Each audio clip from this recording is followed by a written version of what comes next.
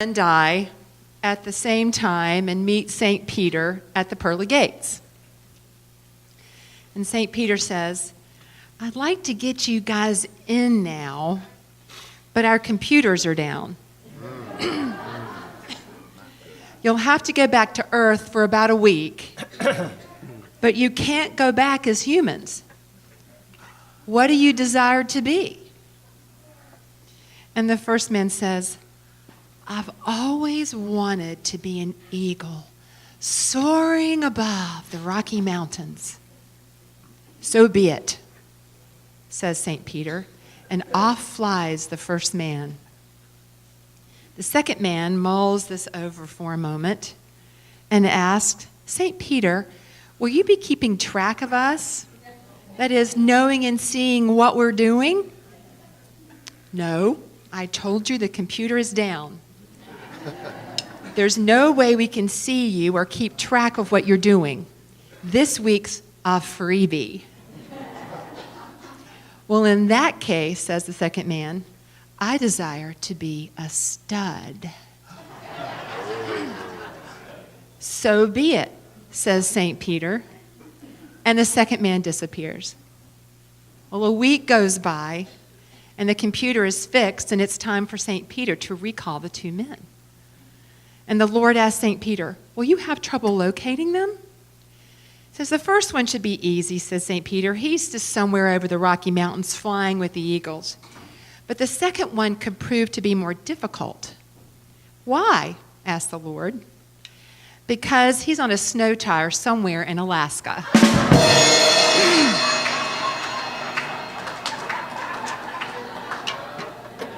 Watch your desires.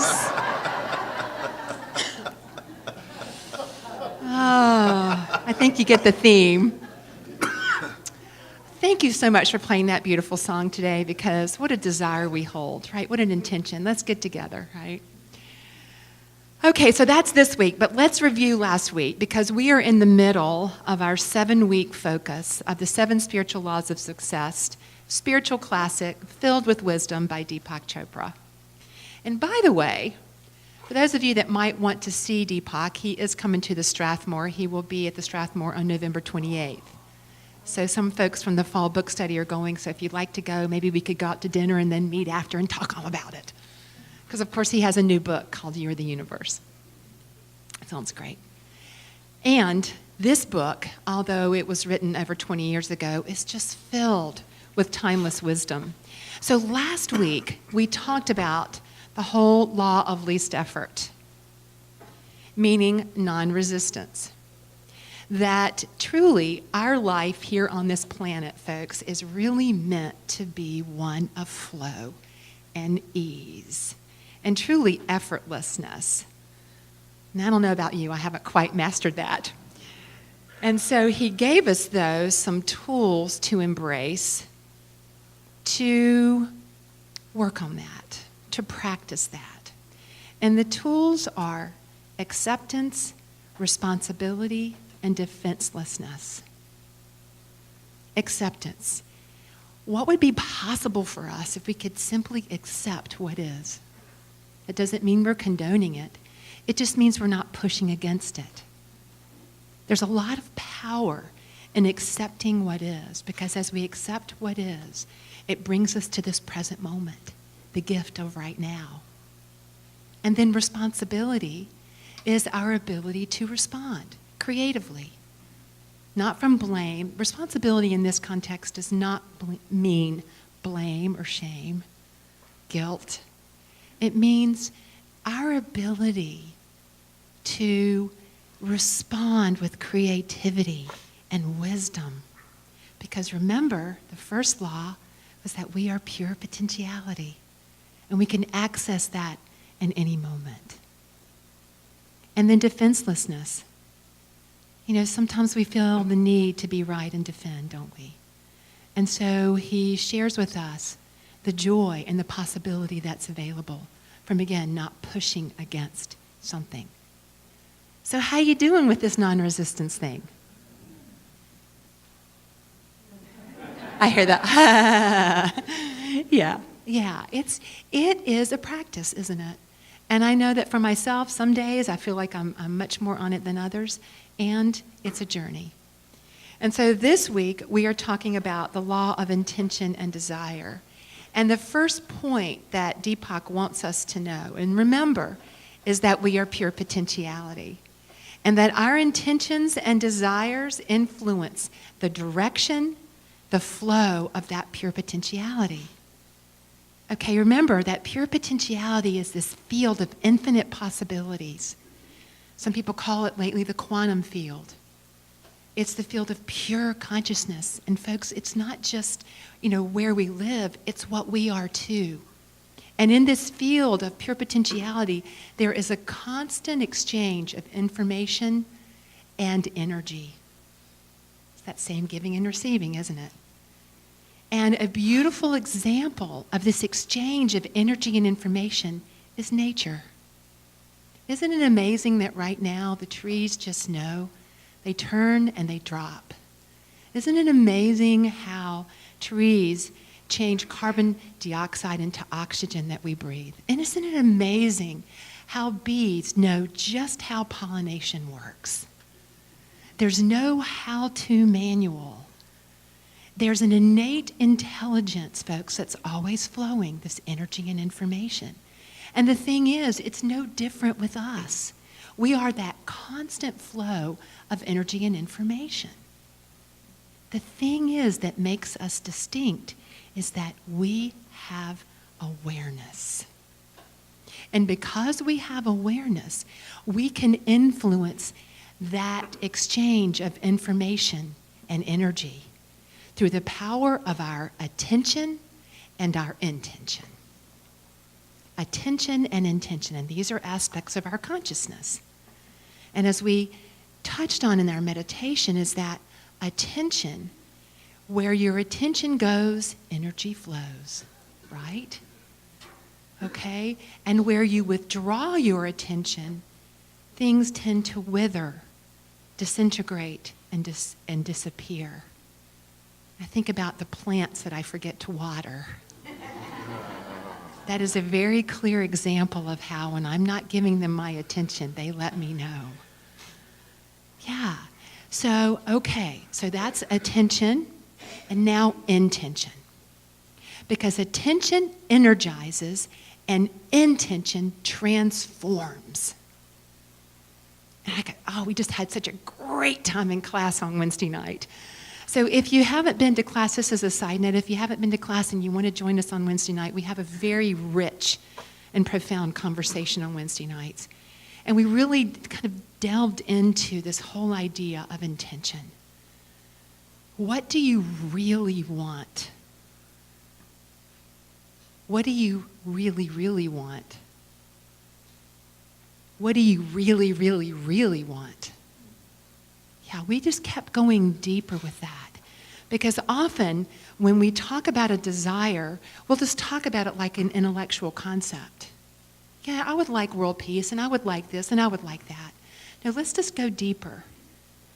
Because folks, when you get clear about what it is you really, really, really want, and you ground it with your intention, Deepak calls that one-pointed intention,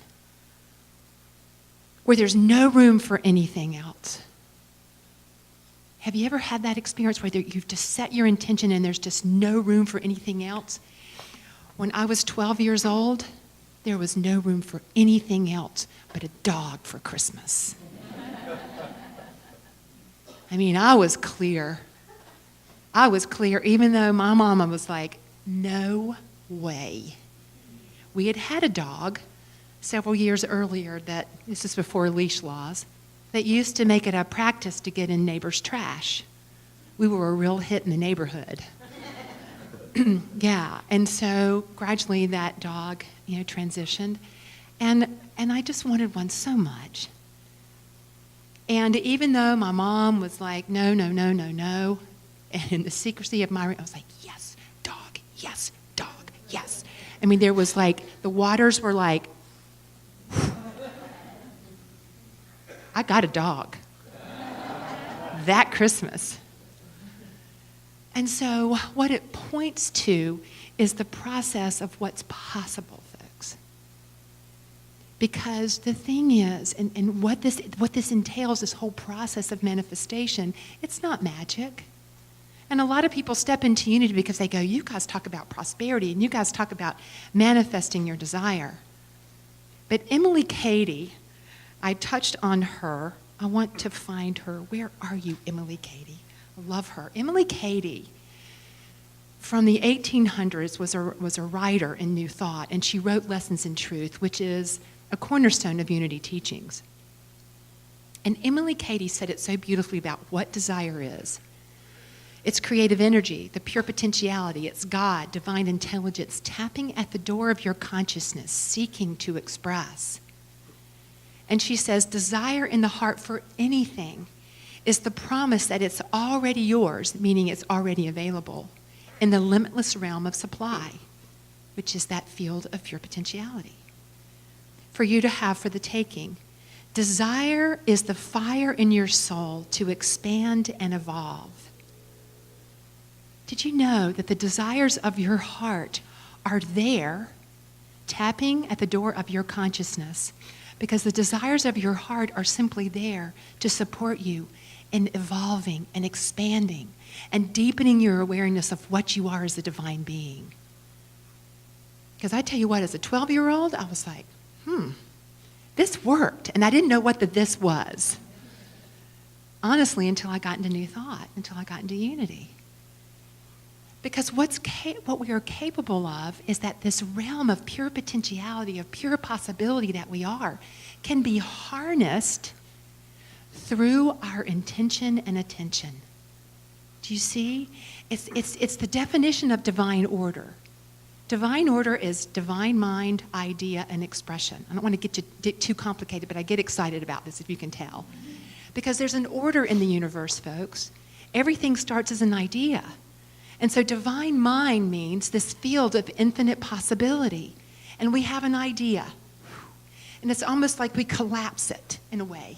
We pull an idea out of the quantum field, out of infinite possibility. And then we imbue it with our intention and our knowing, which in unity we call faith. We imbue it. And what unity calls is supply, the infinite realm of supply. That supply is that creative energy. And the power of our intention has us go, okay, yes, yes, yes. And you know that you know that you know. Yeah. And then expression.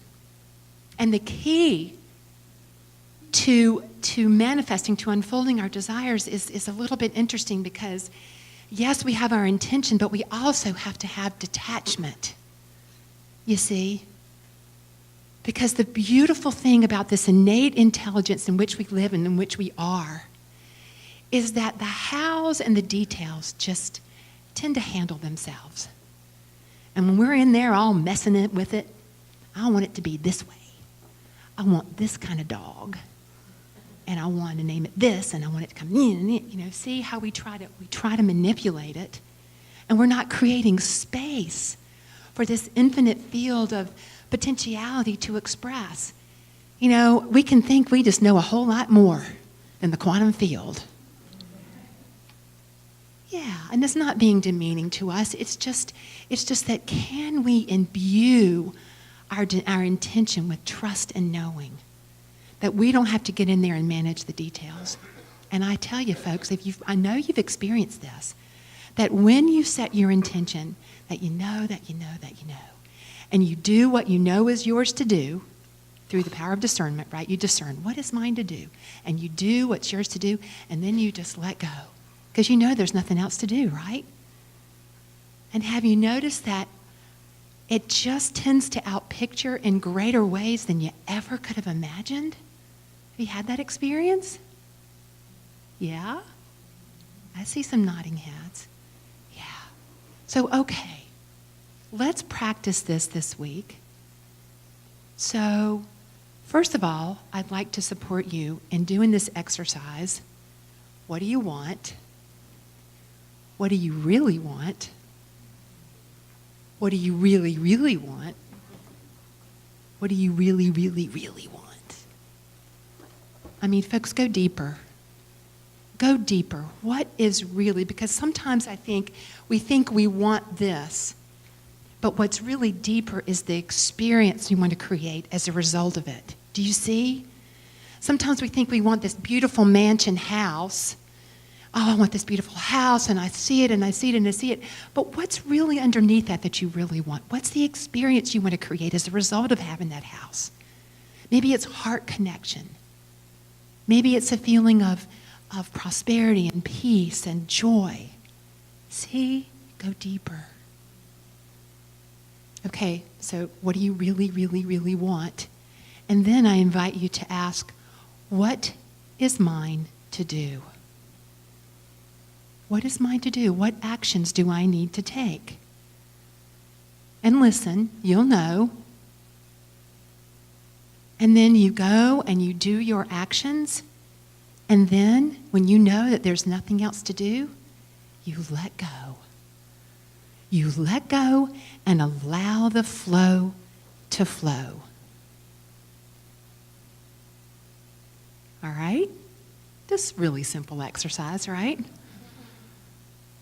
So what if we take that on this week? Let's practice this. What do you really, really, really want? What is yours to do? And then allowing. And the thing is, though, remember this takes place as you're being still. Because if we try to discern what we really, really, really want, and we're driving down the Beltway, okay, I'm going to discern what I really, really, really want. No. Give yourself the gift of being still and asking yourselves these questions. And maybe have a little pad of paper ready. You know, because Deepak, that was the very first lesson. Folks, set aside time in your life to be still. Ideally, at least 15 minutes in the morning and 15 minutes at night. Yeah. Okay. Take a deep breath. All right. We are magnificent beyond our greatest imaginings, folks. Life is available, and life energy is meant to move forward, to call us into the greatest expression of all that we are. All right, so let's affirm together. In present moment awareness, I focus my attention and release my heartfelt desires into pure potentiality. I trust that all is unfolding in right and perfect ways. My life is peaceful, joyful, and extraordinary. And so it is.